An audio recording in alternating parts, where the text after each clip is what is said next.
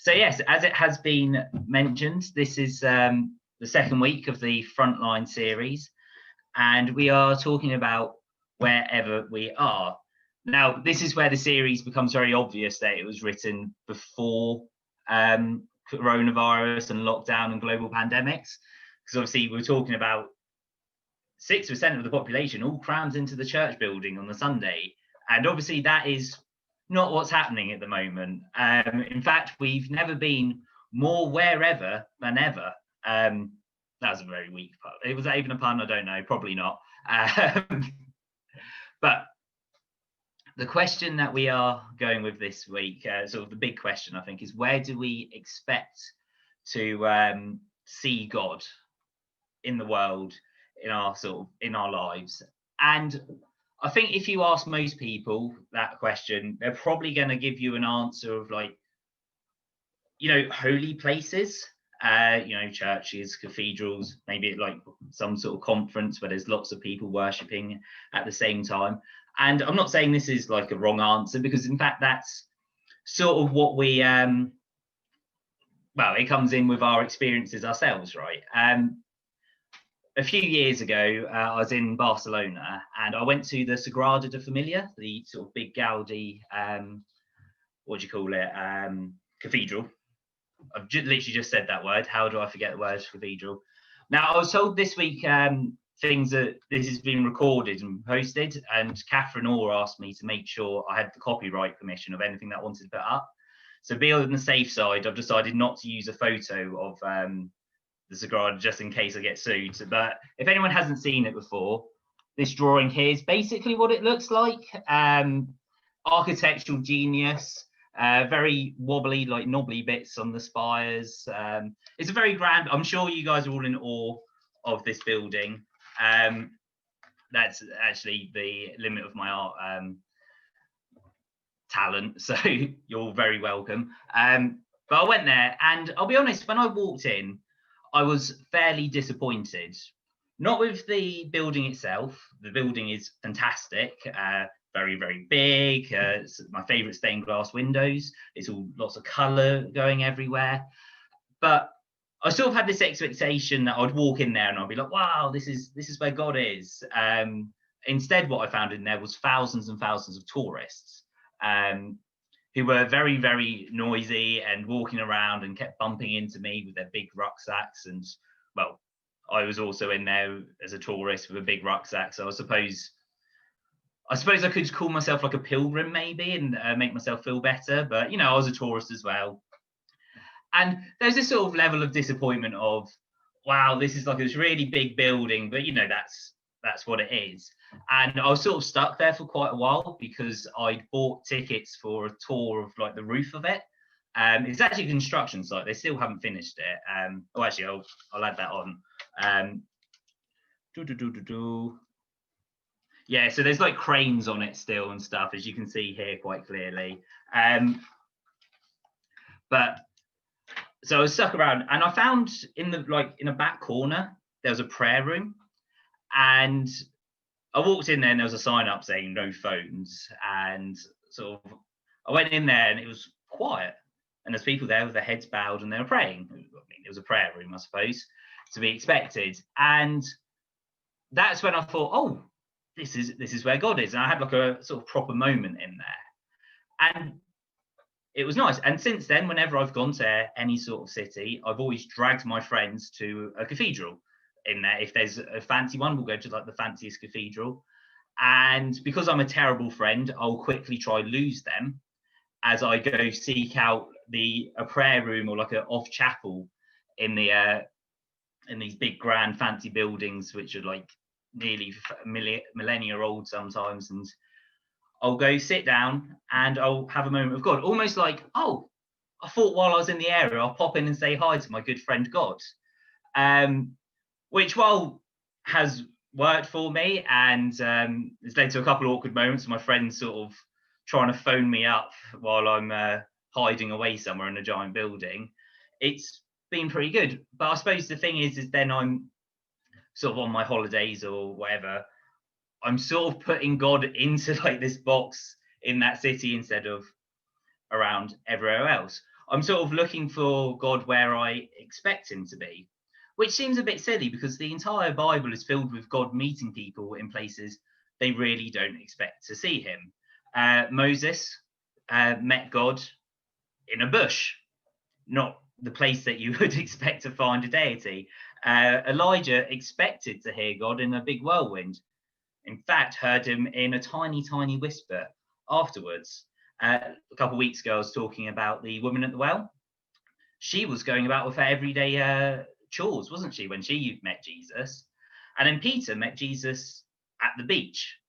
And I suppose this is the other place that we think about sometimes, isn't it? When we talk about where we might expect to see God, is like out in nature. Looking out across the ocean from the beach and just seeing the vast stretch of the horizon, or standing on top of a big hill or a mountain and looking over all of creation, right? And you'd be like, wow, this is I feel close to God up here, or like in the woods, seeing all the animals. You might think, Peter stood at the beach looking out at the horizon thinking, isn't God powerful? But I've known Peter wasn't thinking that, because the beach was his workplace. He was a fisherman, and as Kevin said earlier, your workplace, after when you've been there for a while, I'm sure probably lots of us have this experience. Workplaces have the tendency to become the most boring places on earth. I went to the Science Museum once in London, and they had a exhibition on turning machines through the years. And it started off with this really old lathe, right? And they had all these models, and they showed how it worked and how it was connected to a steam engine and all these different belts and stuff. And then as you walked through the hall, they had different lathes throughout the years of how these different advances had happened. And at the very end, there was a CNC sliding head lathe, which might not mean anything to you, but it meant something to me because that's the sort of machine I work on. And I called my friend who I was there with over, and I went, look at this heap of rubbish. And I spent about 5 minutes just talking about how obsolete this particular model was because it was so old. And I was just a bit baffled, really, that the Science Museum would put something so boring in it and try to pretend it was fancy. But while we were talking, my friend was like getting quite interested in, like, how does that work? What can it do? And after a while I realized, oh, wait a minute, this machine actually is fairly interesting. And I flashed back to when I first started as an apprentice, and I'd first seen all these machines myself. I was like, oh yeah, this is why I started doing this. These are genuinely interesting things. But after years of seeing them every day, you forget about that. Peter was at his workplace when he was at the beach. It probably was quite a boring place, not a place of like natural wonderment for him.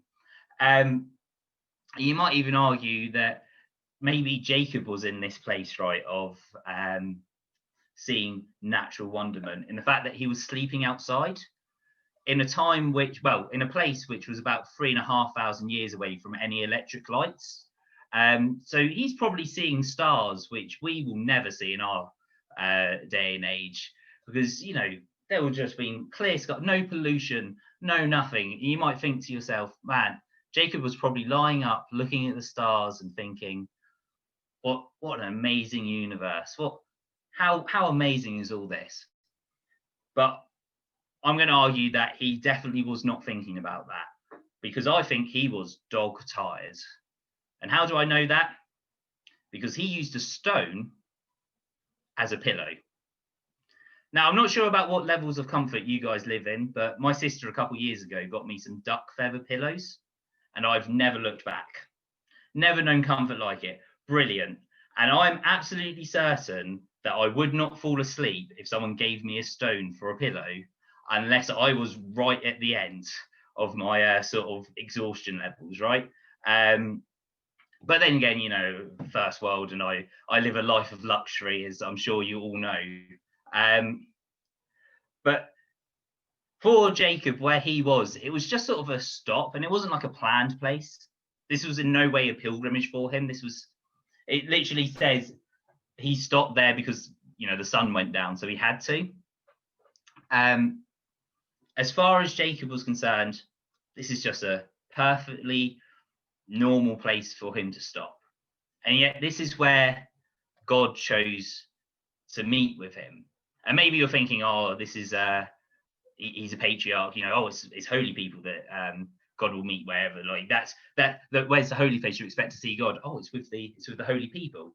Which, let's face it, it's just a cop out for the rest of us, isn't it? Oh well, I'd love to be doing all the God work, but I'm not a priest or a pastor or a missionary. That's where the things happen, where those people are. But at this point of the story, Jacob was not in like a brilliant place. In fact, he was on the lam. He was running away. Just before this, he had tricked Isaac into giving him his brother's birthright. And his brother was annoyed, angry, murderous. Well, he'd lost all his security, his brother, hadn't he? His brother probably had all these great plans to do with his life and found out that all that money he was expecting and all of that inheritance was not going to be his. And basically, Jacob's mum went, "You better get out of here. You better run away." And that's what Jacob was doing. He was running away, keeping low for a bit, also looking for a wife. But he was not in a sort of particularly holy place when he met with God. And I suppose this is the thing, isn't it? Is if God can meet these people in unexpected places, and we should be almost expecting him to be in unexpected places, well, we're more unexpected than in our everyday lives, right? Because that's where we are at all times, and it's where God is at all times. I did one of those horrible things the other day. I read an opinion piece on Facebook. You know how depressing that can be, and it was about this guy sort of complaining and saying that we can't let the government shut down the church again.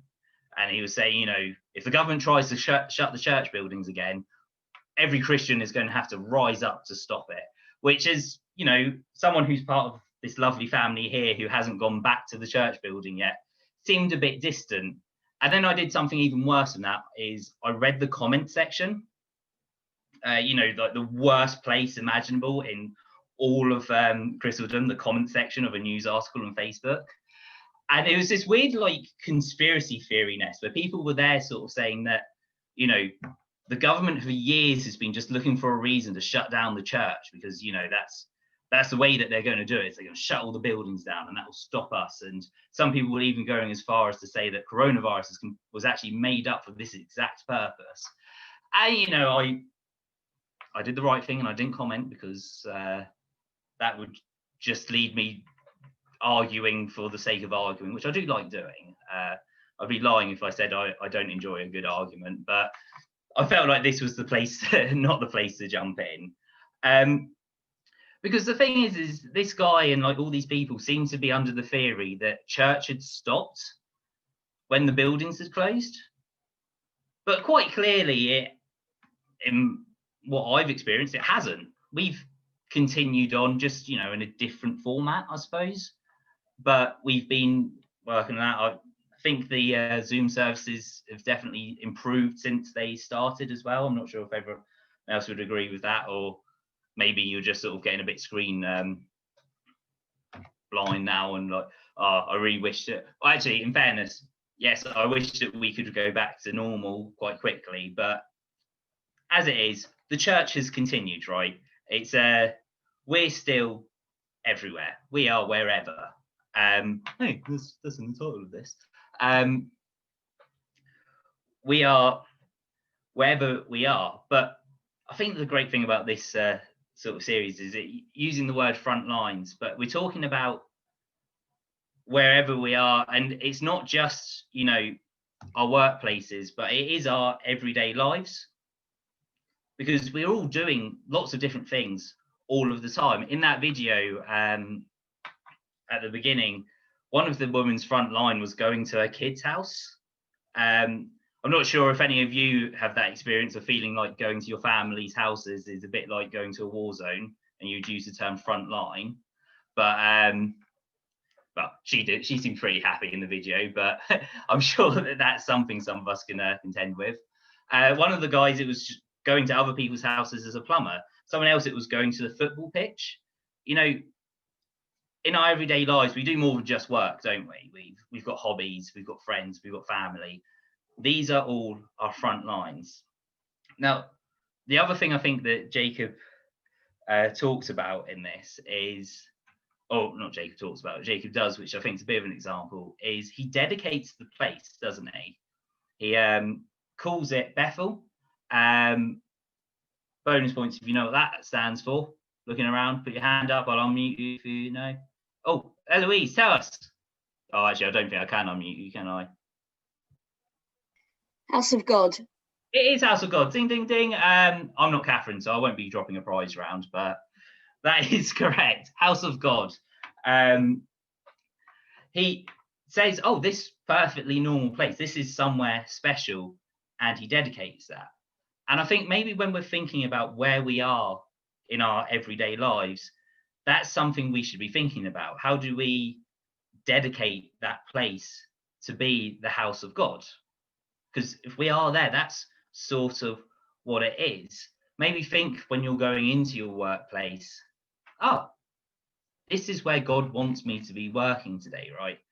Dedicate that front line, as it were, to be something that you're going to be working towards, maybe. Or it sort of gives you a slight cop out here as well, because it means you can choose which one of your front lines you really want to go with.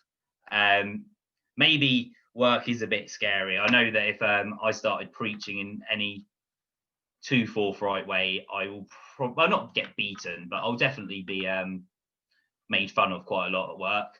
And that feels a bit scary. So maybe I'm going to go, I want to put my front line somewhere else. I'm not saying that's what I'm going to do. Fully dedicated.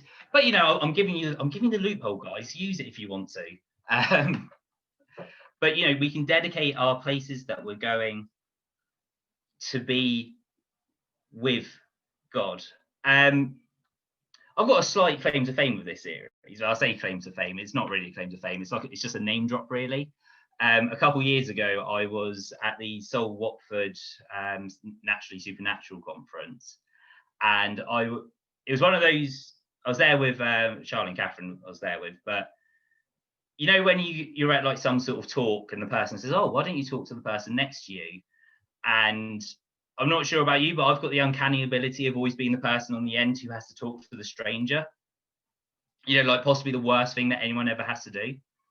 And I was starting talking, and I was talking to this guy, and he was asking, well, we're talking about seeing God in like our everyday lives, just like this, I suppose. And I was telling him a story about when I was training, I was working on a lathe, and basically I sort of heard God tell me stop what I was doing because I was going to ruin it. And I measured it and I realized, oh, this is right. If I carried on doing what I was going to do, I sort of had this brief moment of thanking God for helping me out. And then this guy pulled out a notepad and started writing down what I was talking about. Now, this is a strange experience. I'm not sure if anyone's ever had this, where you're telling a little personal anecdote and someone starts writing it down. But it turned out that this guy was Mark Green, who was the founder and the runner of the London Institute of Contemporary Christianity, the people who started up, who designed this entire series. And he sort of sat there and he went, isn't it amazing, Callum, that God of like everything cared about that? And I had this sort of brief moment of, well, yeah, of course he cares about me. It's me, right? And then he sort of went on and went, yeah, because everyone, and he cared about that little thing, which, let's face it, wouldn't have made much difference. And I was like, oh, wow. You know when someone like says the obvious to you, but like you're just a bit too blunt beforehand to know, and you go, oh, I'm an idiot. Like, of course that's right. I mean, it happens to me an awful lot. It's probably one of my most used phrases at the moment. Well, I'm an idiot. And from that moment, it's been a bit like, oh yeah, obviously God cares about this place that I'm working in, the people that I'm working with. God is here with me, and means that I can go in with that expectation that is what I'm meant to be doing. It gives like a real I went to Oakland's, the Catholic school, and one of the things we learned in RE was about vocations. Yep, James is very excited about the mention of Oakland's. Happy times, right, James? And vocations, nope, nope. Vocation, we always get taught at Oakland's was about, either being a priest, which unfortunately, if you're a female, wasn't an option for you, a monk or a nun, those were vocations, or, and this is new for the 20th century, a parent. Those were like vocations and everything else was a job. But in this, we can sort of look at wherever we are, right? That is our vocation. That's what God wants us to do. And maybe we can look around like Jacob did and be like, oh, surely the Lord was here. And I didn't even realize. I'm going to pass back to Catherine now. Thanks, Callum. Isn't it amazing that God does reveal himself to us in those ordinary places and in those intricate moments where we could just, Callum ruining a piece of wood or metal, one or the other, a piece of something because it would have been too short or then too long, doesn't really make much problems for people. It doesn't make many problems for people other than Callum, but God really cares. And wherever your front line is, and they don't just have to be battlefields, they're just the front of the place where you meet the next thing in your life. So whether that is school gates or care homes or your computer at the moment with MSN Teams or whatever your day-to-day living is, this time tomorrow, where will you be? And God is really involved and cares for that moment and wants to be part of it. I've joined a book club this year with Catherine and Sally Ann and a couple of others. I was reading an article by Pete Gregg, and he says that God passes us by, and that God passes us by. Jesus, when the storm was raging, he acted as if he was going to pass the boat by, and it wasn't until the disciples called out to him. On the road to Emmaus, Jesus pretends that he's going further than the disciples were until they say, no, stay here with us, bed in with us for the night. And God passes us by in the ordinary moments of our lives. And later in the article, it says that God may well show up with fanfare and with amazing signs and wonders, but actually it's far more likely that God is going to show up in your everyday, ordinary living. And I thought, wow, that's even more extraordinary, that God shows up in our lives in the ordinary places. And that makes it extraordinary.